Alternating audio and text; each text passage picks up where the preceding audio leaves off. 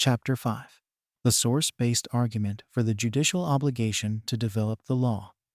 Part I. England. A. Dr. Bonham's Case and the Common Law that controls Acts of Parliament. Just as I did in discussing the judicial obligation to apply the law, I begin with legal sources in my attempt to establish the judicial obligation to develop the law. The first of these sources is Edward Coke's famous decision in Dr. Bonham's case. The facts of the case can be limned briefly. King Henry VIII authorized the Royal College of Physicians to grant licenses and to oversee the practice of medicine in London. This royal grant was later reaffirmed by parliamentary enactment. The college was empowered to adjudicate violations of its regulations and to impose sanctions, including fines and imprisonment. Any fines the college collected were shared equally with the Crown. Thomas Bonham received his medical degree from Cambridge University, Coke's alma mater, not the Royal College of Physicians, and he practiced medicine in London without the college's certification. The college tried him for unauthorized practice of medicine and fined and imprisoned him. Upon his release, he sued the college for unlawful imprisonment, determining that the college's charter and its subsequent parliamentary reaffirmation violated the common law principle that no one can act as judge in his own case. Coke ruled in favor of Dr. Bonham and wrote these famous words, and it appears in our books that in many cases the common law will control acts of Parliament and sometimes adjudge them to be utterly void. For when an act of Parliament is against common right and reason, or repugnant, or impossible to be performed, the common law will control it, and adjudge such act to be void. This language seems clear, and its meaning appears plain enough. Nevertheless, much has been written, and little settled, about precisely what these words mean. Some writers claim that Coke meant what he said. When a statute violates fundamental principles of the common law, the courts may declare the offending statute void. Others assert that Coke simply proposed a technique of statutory interpretation, such that courts must always attempt to harmonize statutes with the common law. I will refer to the former view as the strong reading of Bonham and to the latter view as the weak reading. I will defend the strong reading.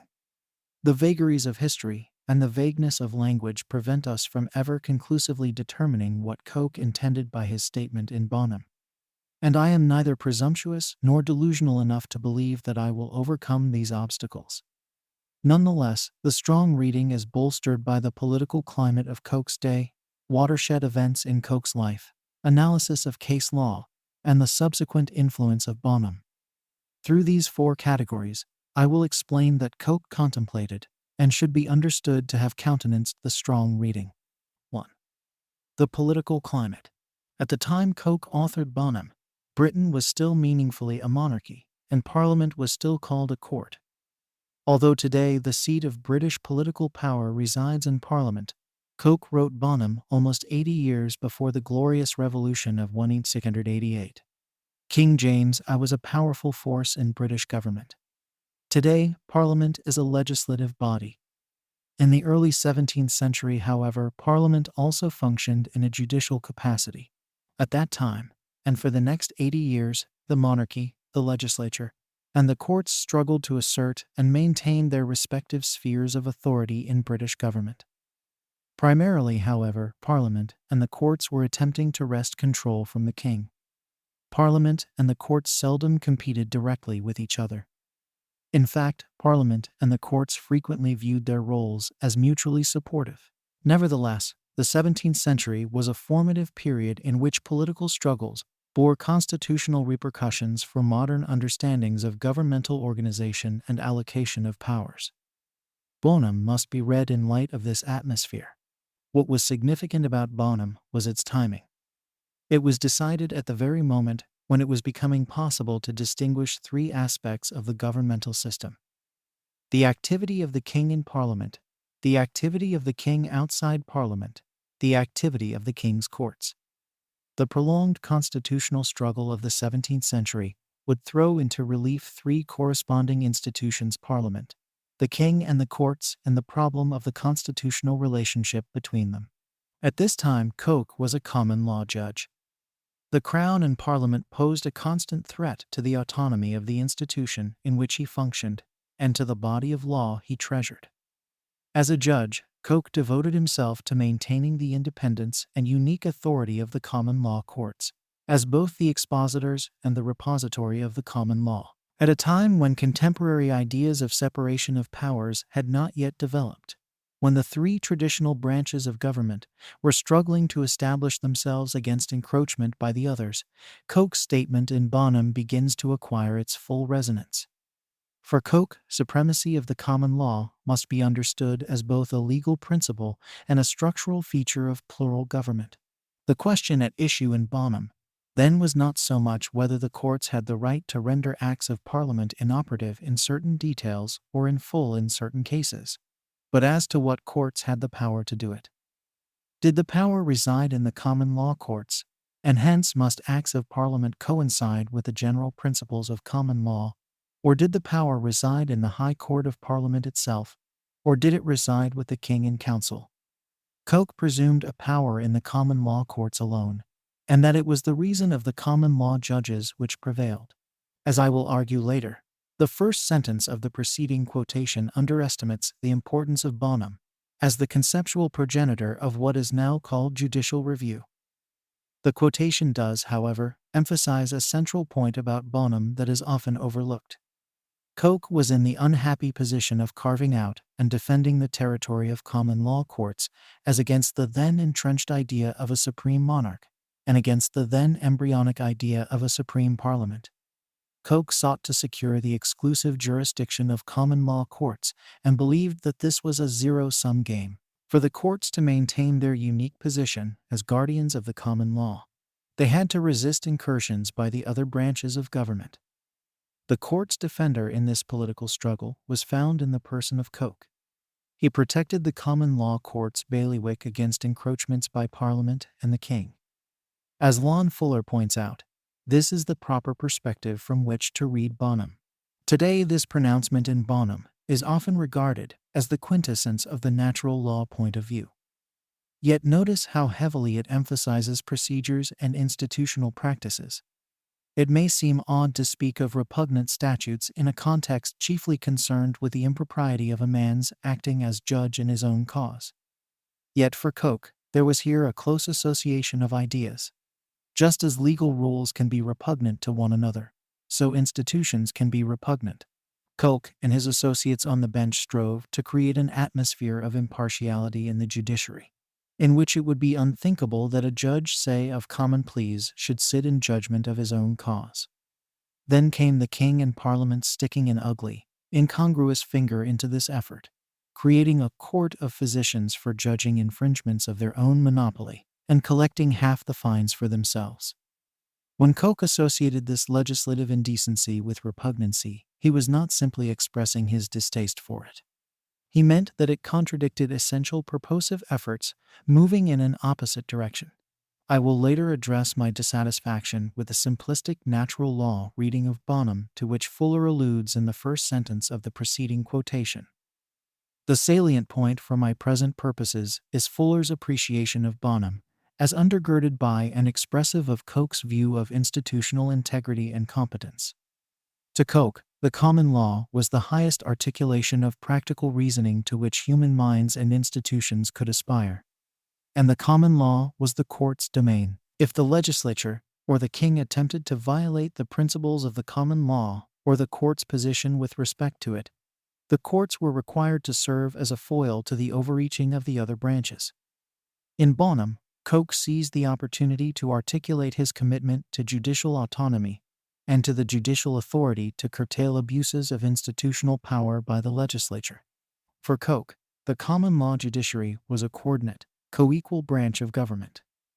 By construing Bonham as merely a statement of statutory construction, the weak reading devalues or overlooks the separation of powers undercurrent of the case and fails to grasp the political milieu in which it was written. Indeed, the weak reading invites the question, what should a judge do when a statute cannot be reconciled with the common law? If the weak reading means simply that judges should take all possible steps to harmonize statutes with the common law, and where this is impossible, that the common law should override irretrievably inconsistent legislation. Then the weak reading collapses into the strong reading at the moment of real theoretical interest and practical importance. If, however, the weak reading is committed, as it seems to be, to the view that legislation should predominate over the common law, where the two are irreconcilable, then the weak reading is entirely inconsistent with Coke's vision of the integrity and independence of the common law judiciary. The weak reading would sometimes force judges to sacrifice the common law to legislative will, thereby permitting the legislature to supervene upon the common law judiciary. While a judge, Coke would never endorse this result. So far, I have described my disagreement with the weak reading of Bonham. But I do not only disagree with those who claim that Bonham stands merely for a rule of statutory construction, rather than a conception of constitutional allocation of governmental powers. I also disagree with those, such as Edward Corwin, who accept that Coke was not asserting simply a rule of statutory construction, and that Bonham uncovers one of the indispensable premises of the doctrine of judicial review, while they simultaneously deny that Bonham incorporates some notion of the principle of separation of powers. This is internally inconsistent. The strong reading of Bonham necessitates certain corresponding claims about the constitutional position of the judiciary vis-à-vis the legislature and the executive. If courts can review legislation, and sometimes declare it invalid, then courts cannot be wholly subordinate to the legislature. Those who argue that Coke intended the strong reading of Bonham, but that he did not thereby intend any claim about the constitutional ordering of government, simply misapprehend the consequences of the strong reading. The strong reading carries with it a conception of the judiciary's place in the constitutional order as an independent branch of government capable of curtailing abuses of power by the legislature or the executive. Fuller realized that the strong reading of Bonham necessitates an autonomous judiciary capable of constraining abuses of power by the monarch or parliament. This was Coke's precise goal. The strong reading of Bonham coincides with Coke's convictions and conceptions of the common law judiciary as possessing an especial expertise, through education and experience, in the only body of legal rules and principles capable of overriding acts of the Crown or Parliament. Furthermore, a judiciary uniquely qualified and positioned to review royal or parliamentary acts for compliance with the common law must exist on a plane alongside, not below, these other coordinate organs of government. The strong reading of Bonham entails a conception of separation of powers that is manifest in Coke's struggle to secure this role and authority for his brethren on the common law bench. As I explain in the next section, Coke suffered during his lifetime for his convictions, and events defeated his efforts in England. But he would ultimately, if only posthumously, succeed in achieving his vision in the New World. Against this background, Bonham is properly regarded as a flashpoint in Anglo-American common law history, rather than as the inconsequential footnote to which the weak reading would relegate it. 2. Events in Coke's life. 2 watershed events, one shortly before and one not long after Bonham, situate the case within Coke's life and thought and further illuminate the full import of the decision. Less than 2 years prior to Bonham, Coke and the common law judges were embroiled in a conflict with the ecclesiastical courts over the scope of the common law court's jurisdiction over temporal matters that touched on affairs of the Church. On 3 November 1608, King James summoned the bishops and the judges to Whitehall Palace so that he could arbitrate their dispute. As James sat and presided, the bishops and judges stood before him. Coke's position, on behalf of the judges, was that the ecclesiastical courts had jurisdiction over all spiritual matters relating to the Church, but only these.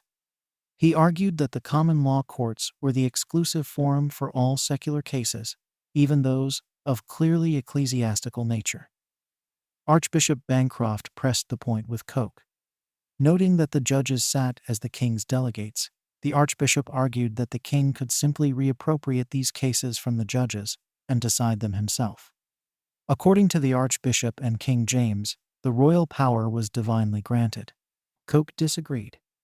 Tactfully, he reminded His Majesty that the king may sit in the Star Chamber, but this was to consult with the justices, and not in Judicial. The king cannot take any cause out of any of his courts and give judgment upon it himself.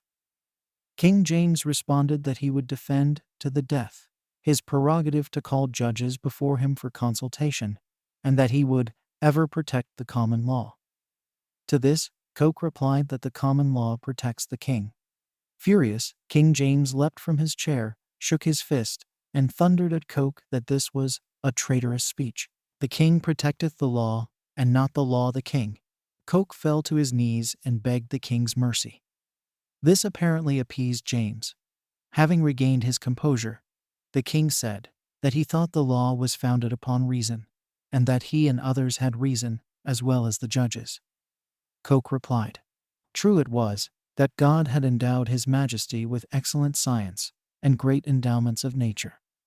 But his majesty was not learned in the laws of his realm of England, and causes which concern the life, or inheritance, or goods, or fortunes of his subjects, are not to be decided by natural reason, but by the artificial reason and judgment of law, which law requires long study and experience, before that a man can attain to the cognizance of it. That the law was the golden met wand and measure to try the causes of the subjects, and which protected his majesty in safety and peace. Needless to say, it came as something of a surprise for his majesty to learn from Coke that he did not fully understand the laws of his realm. Flushed with indignation, King James reiterated that it was treason for Coke to claim that his majesty was under the law. Quoting Bracton, Coke responded, Quod rex non debet sub homine, sed sub Deo et lege. In the mind's eye, we can envision this scene. Facing a wrathful King James, Coke met his majesty's eyes, albeit from his knees, and told him that although James was the king, the law was Coke's sovereign. Coke defended the independent, exclusive province of the common law courts. His second fateful encounter with the king would be equally dramatic, and Coke would not emerge unscathed. 6 years after Bonham, in April 1616, Coke began to hear arguments in the Commandum case. The case involved a suit by Messrs. Colt and Glover against the bishop, claiming that the funds collected by the bishop on the authority of the king in Commandum were rightfully theirs. Plaintiffs' counsel boldly argued that the king lacked any inherent power to grant commandums. Counsel's argument was reported to King James. Upon learning of this temerarious argument, James instructed Francis Bacon, Coke's longtime rival, who had recently achieved his lifelong ambition of appointment to the Privy Council, to command Coke to adjourn the proceedings pending a conference with His Majesty. Coke refused, citing the necessity to hear this instruction from the king's attorney rather than the Chief Justice. Bacon then dispatched 11 separate letters to the common law judges of the Court of King's Bench, the Court of Common Pleas, and the Court of Exchequer, demanding that they halt the case. In response, Coke drafted the following missive, dated 27 April 1616 and signed by himself and the other 11 judges with whom Bacon had corresponded. Most dread and gracious sovereign, we, your majesty's justices of the courts of Westminster, hold it our duties to inform your majesty that our oath is in these express words, that in case any letters come unto us contrary to law, that we do nothing by such letters, but certify your majesty thereof, and go forth to do the law, notwithstanding the same letters. We have advisedly considered the said letter of Mr. Attorney Bacon, and with one consent do hold the same to be contrary to law, and such as we could not yield to do the same by our oath. And therefore, knowing your majesty's zeal to do justice, we have, according to our oaths and duties at the day, openly prefixed the last term preceded, and thereof certified your majesty, and shall ever pray to the Almighty for your majesty and all honor, health, and happiness long to reign over us. Again, Coke resisted the king's attempt to interfere with the jurisdiction and operation of the courts. King James responded with a letter that made it clear that His Majesty was still smarting from Coke's impertinent lecture, 8 years earlier, about the king's ignorance of the laws of his realm. Trusty and well-beloved counselor, and trusty and well-beloved, we greet you well. You might very well have spared your labor in informing us of the nature of your oath. For although we never studied the common law of England, yet are we not ignorant of any points which belong to a king to know. But we cannot be contented to suffer the prerogative royal of our crown to be wounded through the sides of a private person. We have no care at all which of the parties shall win his process in this case, so that right prevail. We are therefore to admonish you, that since the prerogative of our crown hath been more boldly dealt withal in Westminster Hall during the time of our reign, than ever it was before in the reigns of divers princes immediately preceding us, that we will no longer endure that popular and unlawful liberty. Coke and his brethren on the bench were summoned to Whitehall to appear before the Privy Council and the King. On 6 June 1616, the 12 judges stood before the seated Privy Council, Archbishop Abbot, and the Bishop of Winchester. The King then swept into the room and seated himself at the head of the table. At the King's direction, the bishop recited the record in this trial. The arguments of the plaintiff's counsel in commandum, Bacon's letter to Coke, Coke's reply, the letter of the judges to King James, and the King's reply. The King then demanded of the judges why they had not checked and bridled impudent lawyers, who encroached not only on the prerogative, but on all other courts of justice. The King excoriated the judges for their letter, calling it a new thing, very undecent and unfit for subjects to disobey the King's commandment, but most of all to proceed in the meantime, and to return to him a bare certificate. His Majesty then tore their letter in two. All 12 judges kneeled and begged the King's pardon. Coke, however, quickly lifted his head and told James that the King's requested stay of proceedings would have resulted in a delay of justice, contrary to the law and their judicial oath. James asked Lord Chancellor Ellesmere for his opinion concerning Coke's claim. After initially deferring to Bacon as a representative of the King's attorneys, and witnessing a heated exchange between Bacon and Coke concerning the true meaning of the judge's oath, Ellesmere opined that the delay requested by His Majesty did not infringe on the judicial oath. To settle the matter conclusively, James asked the judges individually for their opinions, asking them whether, if at any time, in a case depending before the judges, which His Majesty conceived to concern him either in power or profit, and thereupon required to consult with them, and that they should stay proceedings in the meantime, they ought not to stay accordingly. Each of the judges, in turn, recanted the written statement and responded that he would accede to His Majesty's request in accordance with his duty. Finally, all eyes turned to Coke. Again on his knees, again facing His Majesty, Coke replied that, when the case should be, he would do that which should be fit for a judge to do. Coke's frank, solemn, singularly noble statement ended the session, but not the issue. It was the harbinger of the demise of his career on the bench. On 30 June 1616, the King again summoned Coke to Whitehall. The King suspended Coke from the Privy Council, forbade him from serving as a justice of assize that summer, and ordered him to review his reports, wherein, as His Majesty is informed, be many extravagant and exorbitant opinions set down and published for positive and good law. If in reviewing and reading thereof, he find anything fit to be altered and amended, the correction is left to his discretion. Having no alternative, Coke humbly withdrew. Coke understood what James desired.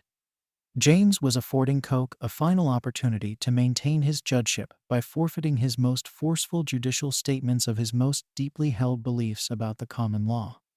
And Coke knew where to find, in the over 500 cases contained in his 11-volume reports, the decisions that James wanted changed.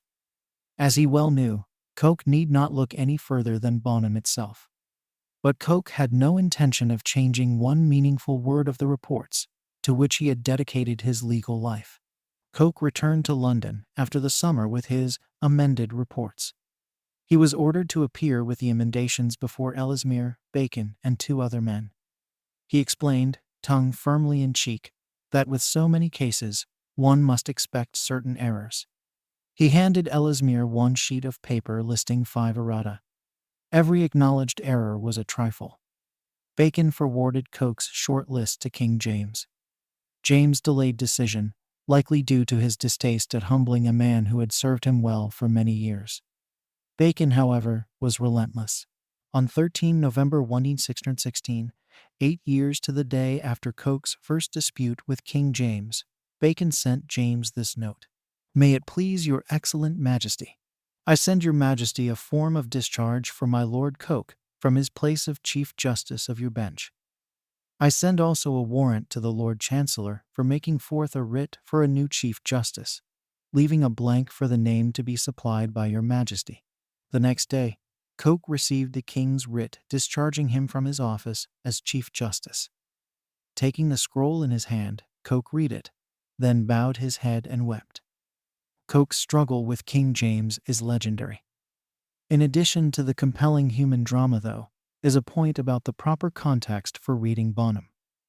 The weak reading underestimates Bonham's importance by misunderstanding the man who wrote it. As these two vignettes from Coke's life reveal, the weak reading is inconsistent with Coke's attitude toward the common law, the judicial role, his oath, and his reports.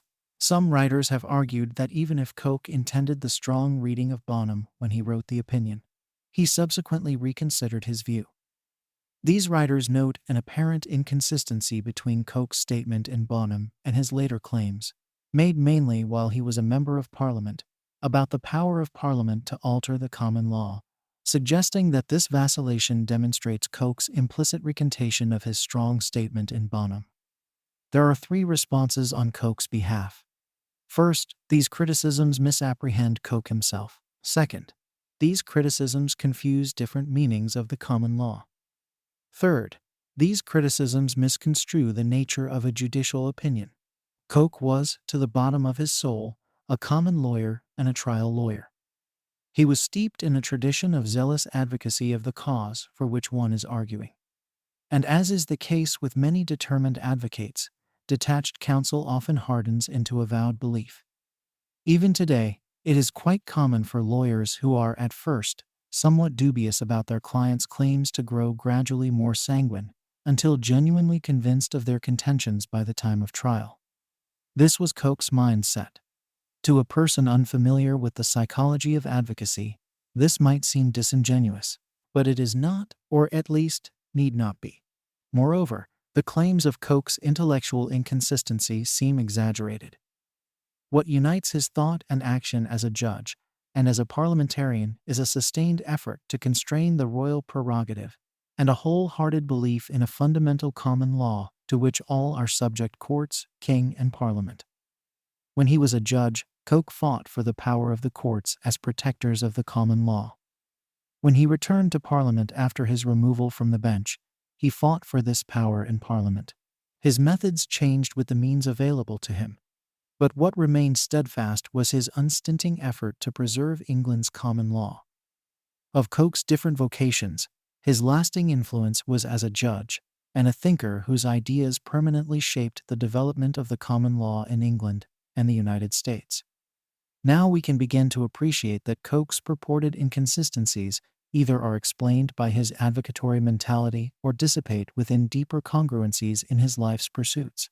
In addition, the criticisms of Coke's alleged inconsistencies confuse the common law as a body of particular legal rules in different areas of law with the common law as the embodiment of legal principles of justice, legitimacy, impartiality, equal treatment, and fair procedure, used by judges to evaluate official conduct and to curtail abuses of public power. More simply put, these objections confuse the common law as the rules of law made by judges with the common law as the rule of law preserved by judges. While Parliament can, as Coke sometimes grudgingly acknowledged, change specific rules of tort, contract, and so on, Parliament cannot fundamentally abrogate the common law as a system of fundamental principles of justice, according to which the specific common law rules were developed, and against which legislative and executive action was and is subjected to legal validation through the judicial process. Of course, some may doubt that the common law functions at this more recondite and foundational level, but it is most likely that Coke did not share these doubts. In any event, his concession that Parliament could alter common law rules is not evidence that he did. The previous paragraphs notwithstanding, even if Coke were inconsistent in his beliefs, this means nothing to the ongoing viability of his expressions in Bonham. Judicial opinions do not depend for their existence on the continued adherence of their authors. Once written, a judicial opinion takes on a life of its own as a legal source. Absent an explicit reversal of a prior decision in a subsequent ruling, a judge's extrajudicial statements about the soundness of his own decision are immaterial to the decision's status as a source of law.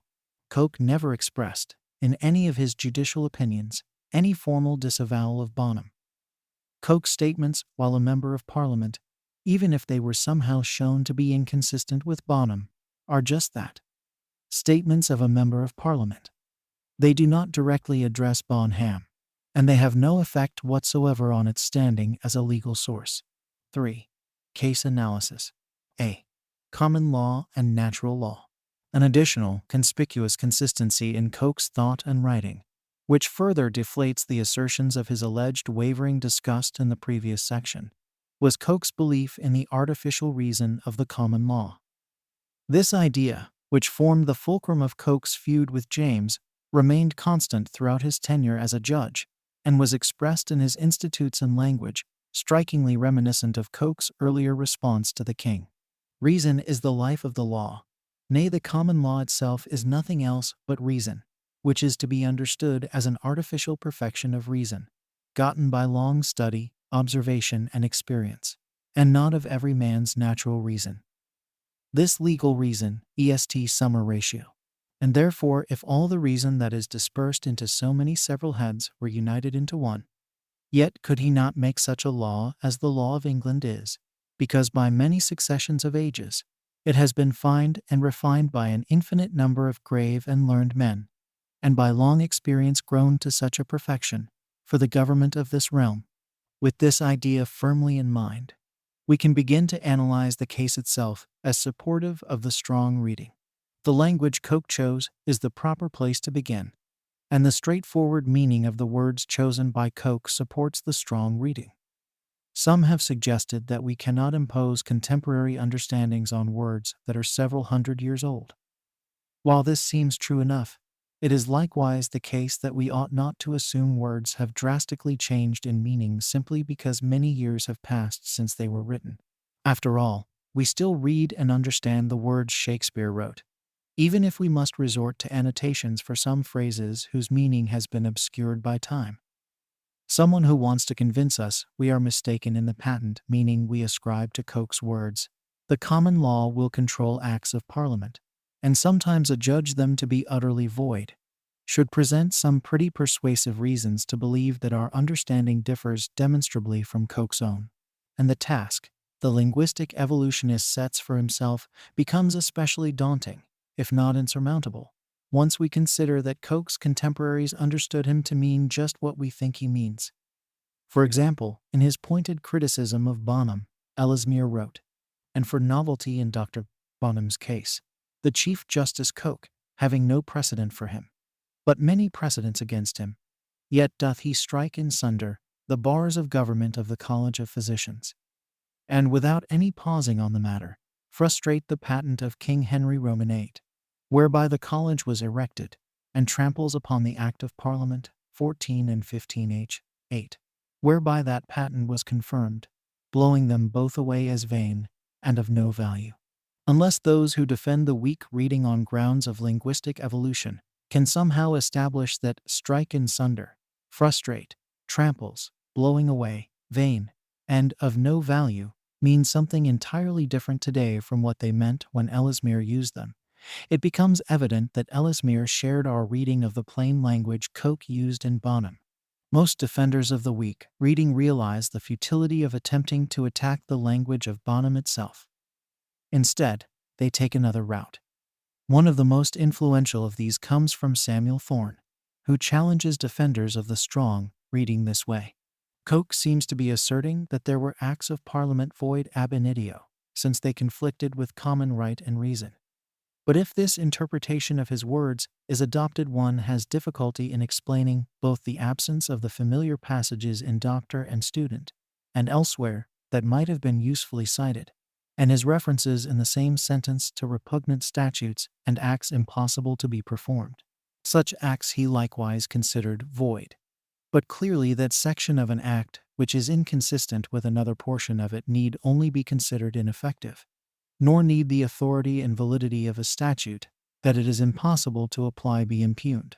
I will not dwell on Thorne's ancillary question concerning Coke's reference to statutes being void as against common right and reason, or for repugnancy, or due to the impossibility of performance. Here again, the age in which Coke wrote is important, and there is little or no evidence that the distinction drawn between void ab initio and ineffectiveness played an appreciable role in Coke's time. In addition, it seems likely that Coke viewed violations of common right and reason, repugnancy, and impossibility of performance along a spectrum of ineffective statutory enactments, all of which would be void ab initio. I will concentrate on Thorne's reference to the omission of any citation to doctor and student in bonum. This is the crux of Thorne's challenge to the strong readings defenders. Thorne's mention of doctor and student is thoughtful. As he rightly notes, these familiar passages had been discussed by Coke only 2 years earlier in Calvin's case. Calvin was the most celebrated case of its day. The case concerned whether the plaintiff, Robert Calvin, who was born in Edinburgh, Scotland, after James's succession to the throne, could inherit English lands as an English citizen.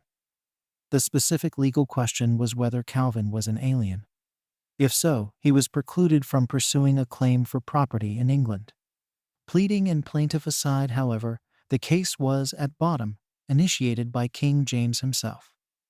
After Parliament defeated James's plan for the union of Scotland and England, His Majesty sought, through Calvin, to secure property rights for the Scots in England. Trying to respond to Thorne's challenge, Raoul Berger has suggested 2 rejoinders. First, Berger suggests that Coke neglected to cite doctor and student in bonum because he might well have felt no need to repeat citations for a proposition so generally accepted and so recently reiterated in Calvin. This answer is unavailing. As several commentators have noted, the precedents Coke cited in bonum were rather tenuous support for the conclusion he reached. Coke surely knew this. Furthermore, Coke commented on the importance of Calvin in his report of that case. It is doubtful that Coke failed to cite doctor and student because he believed he had a wealth of impressive authority available to support him. Second, Berger proposes that Coke chose not to cite doctor and student in bonum because it may be inferred that he employed reason as used in bonum as equivalent to the law of nature. For that dialogue, doctor and student stated that the law of nature is also called the law of reason. Berger continues, in the circumstances a 17th century lawyer might reasonably assume that Coke's against common right and reason as used in bonum was a familiar version of against the law of nature as used in doctor and student. Berger does not explain why, if Coke intended 17th century lawyers to draw this inference, he did not simply cite doctor and student to ensure that his opinion in bonum would be properly understood. Beyond this, however, I will argue that the inference Berger proffers that Coke intended common right and reason in bonham to be understood as equivalent to the law of nature in doctor and student is precisely the inference Coke hoped to avoid, and that this is why Coke deliberately omitted any reference to doctor and student in bonum. Contrary to Berger, I believe that the best answer to Thorne's challenge lies in Coke's desire to maintain a clear distinction between common right and reason and the law of nature. Long before, during, and long after Coke's lifetime, natural law has been equated or conflated with divine law. Although certain writers, notably John Finney's, have painstakingly endeavored to demonstrate natural law's conceptual and historical distance from divine law, contemporary writers continue to search for connections between them. Natural law and divine law were frequently linked in Coke's time. In fact, not long before bonum, King James himself authored a tract espousing, as Harold Berman puts it, the interrelationship of divine law, natural law, and positive law. As Calvin relies specifically and repeatedly on doctor and student, this thinking pervades Calvin. The law of nature is that which God at the time of creation of the nature of man infused into his heart, for his preservation and direction. And this is lex aeterna, the moral law, also called the law of nature. And by this law, written with the finger of God in the heart of man, were the people of God a long time governed. before the law was written by Moses, who was the first reporter and writer of law in the world. And the reason hereof is, for that God and nature is one to all, and therefore the law of God and nature is one to all. By this law of nature is the faith, allegiance, and obedience of the subject due to his sovereign or superior. This law of nature, which indeed is the eternal law of the Creator, infused into the heart of the creature at the time of his creation, was 2,000 years before any laws written, and before any judicial or municipal laws. Calvin equates natural law with divine law, and then derives positive law from these sources. It accepts that the law of nature is part of the laws of England. From here, it is a short step to the ruling in Calvin. Seeing then that faith, obedience, and allegiance are due by the law of nature, it followeth that the same cannot be changed or taken away. The very law of nature itself never was nor could be altered or changed. The Parliament could not take away that protection which the law of nature giveth. Wherefore, to conclude this point, and to exclude all that hath been or could be objected against it, if the obedience and allegiance of the subject to his sovereign be due by the law of nature, if that law be parcel of the laws, as well of England, as of all other nations, and is immutable, and we of England are united by birthright, in obedience and allegiance, which is the true cause of natural subjection by the law of nature. It followeth that Calvin the plaintiff being born under one allegiance to one king, cannot be an alien born. The subtler thinkers of Coke's day were aware of the problematic entanglements of natural law, divine law, and positive law. But Calvin did not avoid this snare. It is a natural law come divine law decision that repeatedly elides natural law and divine law, and relies heavily on doctor and student, with its emphasis on the law of nature. Coke deliberately declined to cite doctor and student in Bonham because he wanted Bonham to rest solely on a common law basis, separated from any troublesome associations with natural law and natural law's problematic association with divine law. He left it to others to debate natural law's divine source. For Coke, the common law was based on human reason, the artificial reason of which he spoke both from his knees to King James and in his institutes. This brings us back then to the beginning of this section. Natural law and natural reason were, according to doctor and student, dependent on or derived from the divine wisdom of the Creator. The common law and common right and reason were, as Coke emphatically maintained, an artificial perfection of reason, gotten by long study, observation, and experience, and not of every man's natural reason. Indeed, the very phrase Coke chose, artificial reason, pointedly differentiates the concept from natural reason and distinguishes common law from natural law.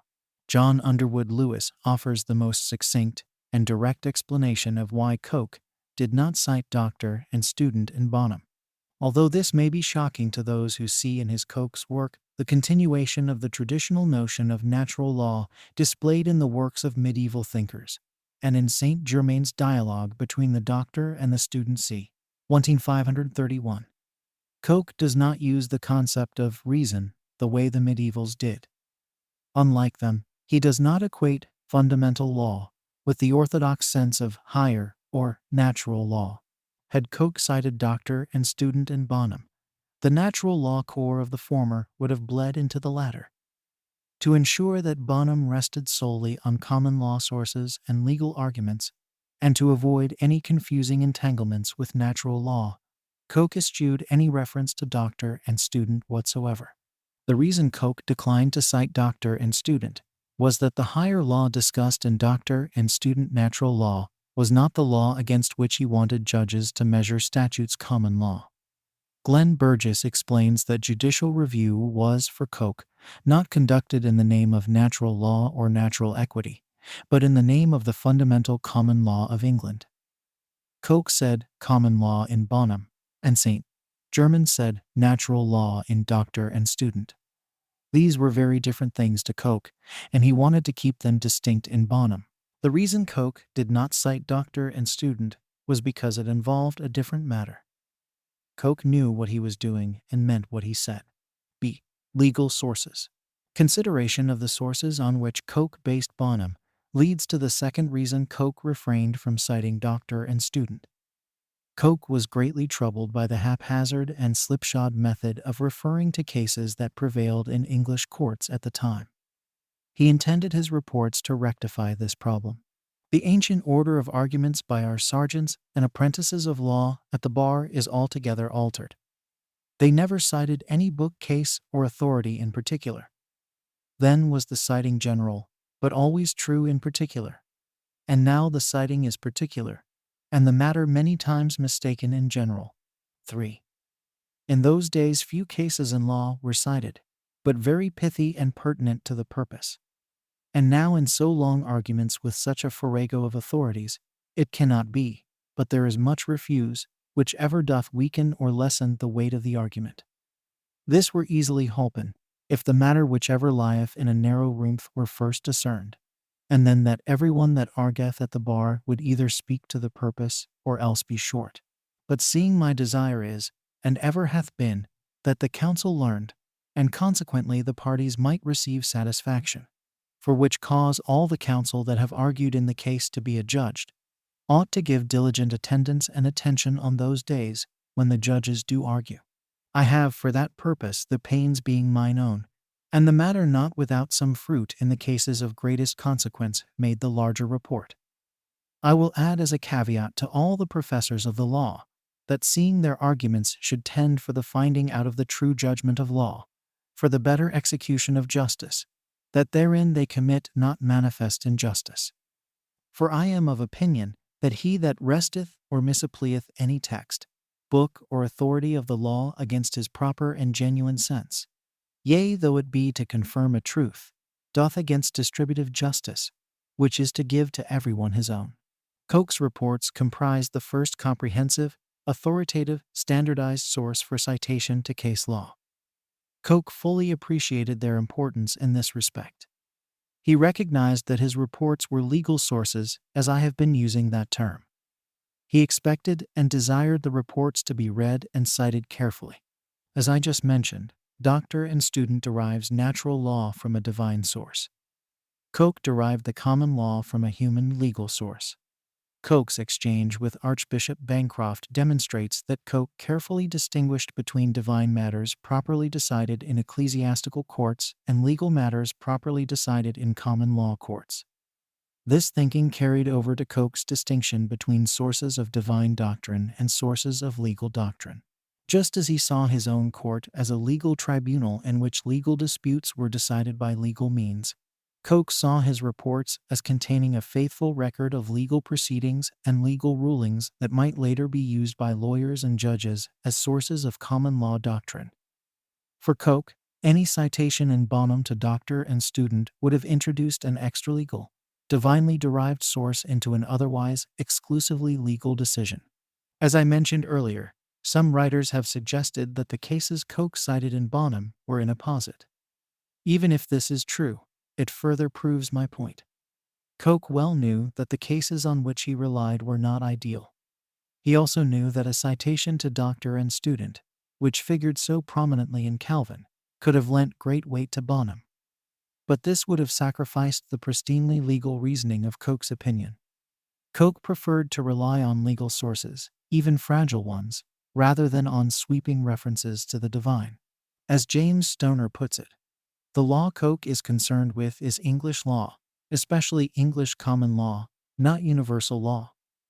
Therefore, Coke declined to cite doctor and student in part because of its notoriety at the time. He wanted bonum to rest only on a common law basis. As a matter of legal reasoning, he did not want a citation to doctor and student to confuse the issue. See Lex Loquens. The final reason Coke refrained from any citation to doctor and student in bonum concerns its connection to Ellesmere's arguments in Calvin. Ellesmere was the Lord Chancellor of the Court of Equity and a committed monarchist. Unlike Coke, he believed that King James's royal power was divinely granted, and that the monarch maintained an absolute right to adjudicate in any court of the realm. Ellesmere's arguments in Calvin accentuated everything Coke abhorred about the political thinking of the time. Ellesmere spoke last. The gist of his oration centered upon neither Calvin nor Scotland. Certain new risen philosophers, said Ellesmere scornfully, looked upon the common law as above the monarch, even daring to declare that kings have no more power than the people from whom they take their temporal jurisdiction. Near treason, said Ellesmere warmly. The monarch is the law. Rex est lex loquens. The king is the law speaking. In his place nearby, Coke must have heard it with gloom and revulsion. Our Constitution, Ellesmere went on indignantly, is to be obeyed and reverenced, not bandied by persons walking in Paul's aisle, or sitting in ordinaries drowned with drink, blown away with a whiff of tobacco. Such busy questionists cited Plato and Aristotle on the framing of states and commonwealths.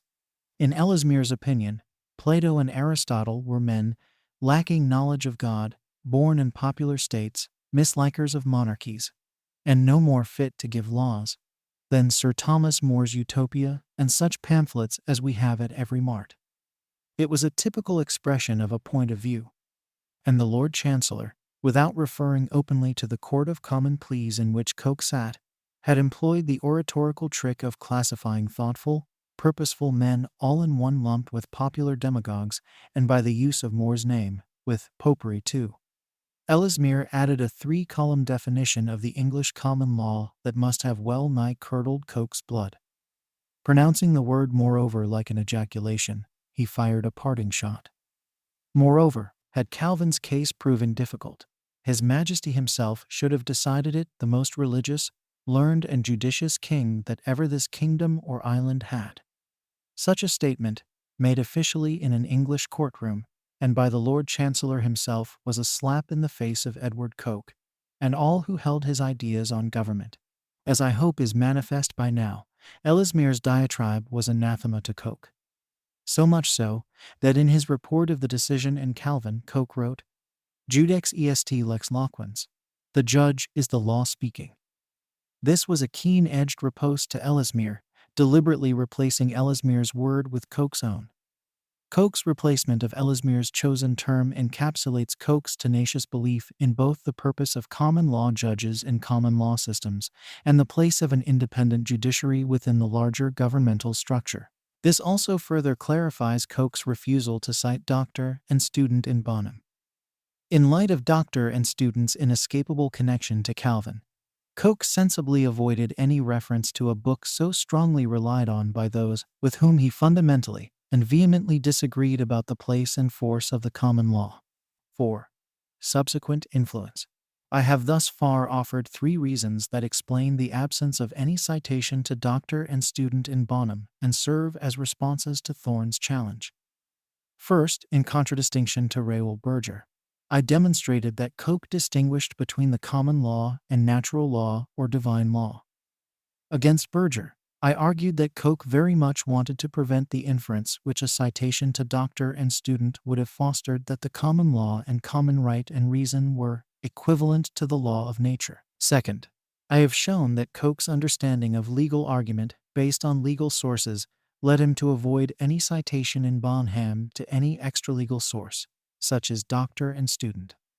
Third, I demonstrated that Coke wished to steer clear of any reference to a source cited frequently and prominently in Calvin to support a claim Coke found antipathetic. The final reason I offer in support of the strong reading over the weak reading of Bonham is the influence of the decision since its publication. As I have already mentioned, Coke's contemporaries understood him to intend the strong reading. Beyond this immediate impact, however, Bonham is widely understood to be the conceptual foundation for the modern doctrine of judicial review, particularly as developed in the United States. My discussion of Bonham's influence on the development of judicial review in colonial and post-revolutionary America appears in the next chapter. At this point, I want only to underscore that the recognition of Bonham as the progenitor of judicial review is entirely consistent with and supportive of the strong reading. The early American case that exemplifies the weak reading of Bonham and stands for the proposition that statutes should be construed wherever possible to comport with the common law is Brown v. Berry. If the weak reading were the proper reading of Bonham, then Bonham would long ago have vanished into the obscurity in which Brown v. Berry languishes. Instead, Bonham is remembered as a critical decision in a seminal period in common law history, and is regarded as underpinning such decisions as Marbury v. Madison. The weak reading is entirely incompatible with the subsequent importance of the decision, as understood in Coke's day and thereafter. Of course, proponents of the weak reading can always assert that everyone from Ellesmere up to and including current legal scholars simply misconstrued Coke's meaning in Bonham. But this response is thoroughly unpersuasive once one realizes that the strong reading was shared by Coke's contemporaries, was invoked by early Americans when fashioning their doctrine of judicial review, and best reflects the political climate of Coke's day, critical events in his life, and analysis of the cases that he argued, decided, and reported. Needless to say, the fact that American colonial lawyers later read Bonham in one way does not prove that this is the way Coke meant Bonham to be read. But this fact, coupled with the consistent reading of Bonham by Coke's colleagues, makes it difficult to accept the weak reading. In Chapter 2, I noted Roscoe Pound's citation of Bonham for the principle of supremacy of law, which Pound called one of the two fundamental doctrines of the common law. Supremacy of law is the idea that common law judges possess the authority to review legislative or executive actions to ensure that all branches of government act according to law, without exceeding the boundaries of their authority. This is what I have called the strong reading of Bonham. My previous analysis and discussion of Bonham can therefore be seen as an extended demonstration of the accuracy of Pound's reading of Coke's opinion.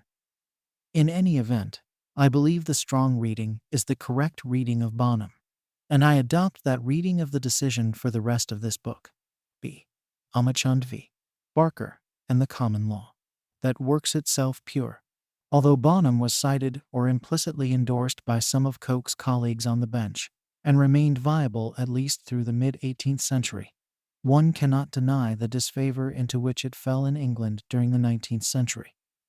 Nevertheless, one of the 18th century cases that was faithful to the spirit of Bonham engendered a well-known concept whose richness has not yet been fully explored.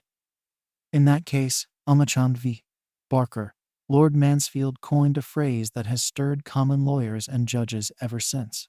A statute very seldom can take in all cases, therefore the common law, that works itself pure by rules drawn from the fountain of justice, is for this reason superior to an act of Parliament.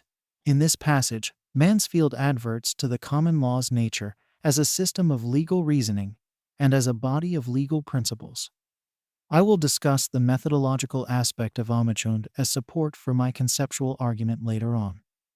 At this stage, I am concerned with Amachand's relevance in linking a doctrinal point I raised earlier to its historical roots.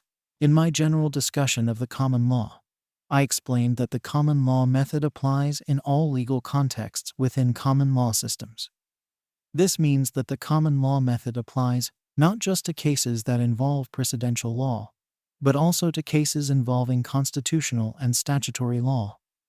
The legal issue and the arguments presented in Amachand provide an excellent illustration of the historical and doctrinal connection among constitutional law, statute law, and common law.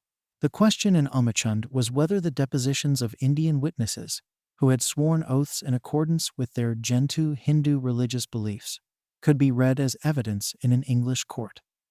The objection by the defense to the admission of this deposition testimony was that by virtue of their religious beliefs, Hindus were incapable of taking the Christian oath and were therefore incompetent as witnesses in an English court.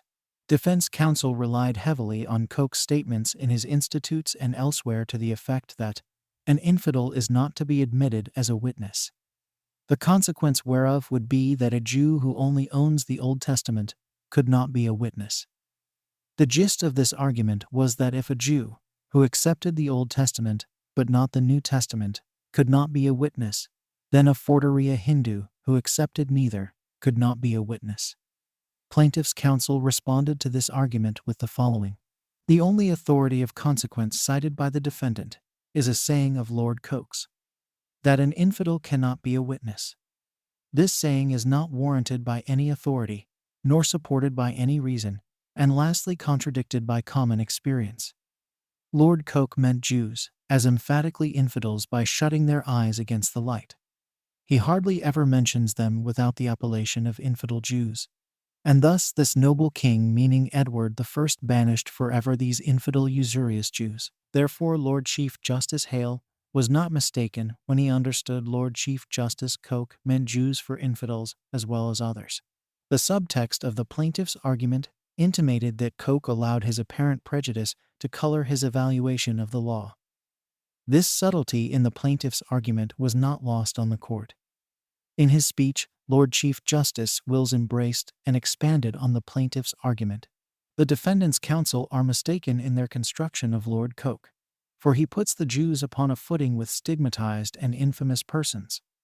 This notion, though advanced by so great a man, is contrary to religion, common sense, and common humanity. And I think the devils themselves, to whom he has delivered them, could not have suggested anything worse. Lord Coke is a very great lawyer, but our Savior and St. Peter are in this respect much better authorities than a person possessed with such narrow notions, which very well deserves all that Lord Treby has said of it. Maddox's History of the Exchequer clears it up beyond all contradiction, that Jews were constantly sworn, and from the 19 Car. 1 to the present time, have never been refused. In rejecting the defendant's arguments, overruling the defendant's objection, and admitting the testimonial evidence, the Amachund court corrected a legal error perpetuated by Coke's inaccurate insistence, motivated by an evidently injudicious attitude that Jews were incapacitated as witnesses because of their religious beliefs. It is especially appropriate that in the case where the idea of the common law working itself pure originated, one can actually observe the common law working itself pure. It is important for my argument, however, that common law sources were not all that the defendant's counsel relied on in Amachund. In attempting to forestall introduction of the witness's deposition testimony, Barker's counsel also relied on an Act of Parliament that required strangers aliens to swear their allegiance to the crown upon the holy evangelists. Harold Berman states that this statute of Parliament required the oath in Amachund to be taken on the Gospels. If this were the case, the Amachund court's decision would effectively have countermanded this statute. Despite the support Berman's claim offers my argument, I think it seems slightly too strong. The statute cited by Barker's counsel in Amachund and discussed by Berman did not specifically address testimonial oaths in court proceedings. The statute provided an analogy, rather than a direct authority, to support Barker's position. The analogy was intended to proceed this way. Since Parliament required aliens to be sworn according to the English Christian oath when declaring their loyalty to the king, the witnesses in Amachund should be expected to swear similarly when providing testimony in an English court. Counsel's reliance on this statute demonstrates the incorporation of illogical arguments based on statutes in a common law decision. In Mansfield's time, just as today, lawyers do not rigidly compartmentalize their arguments. This is because cases do not always come nicely packaged in the convenient boxes in which people today sometimes attempt to classify them. Frequently, cases raise issues that touch on decisional law, statutory law, and constitutional law, and lawyers often blend these different authoritative sources together into a single coherent argument, or use them to make related arguments. If a common law precedent or principle, a statute, and a constitutional provision are relevant to an argument in a particular case, all will be cited, and some may be mutually dependent or related. Obviously, I do not deny the differentiation of constitutional law, statutory law, and case law. But this differentiation sometimes obscures a crucial aspect of common law reasoning and argument. Furthermore, the issue at stake in Amachund would now be classified as one of constitutional law. We would now think that the refusal to permit a witness to testify because of his religious beliefs violates constitutional principles of religious freedom and equal protection. But Mansfield and Coke before him did not impose this distinction. As Amachund demonstrates, case law, statute law, and constitutional law were not bracketed off from one another. Precise or rigid distinctions were not drawn between constitutional and common law or between public and private law.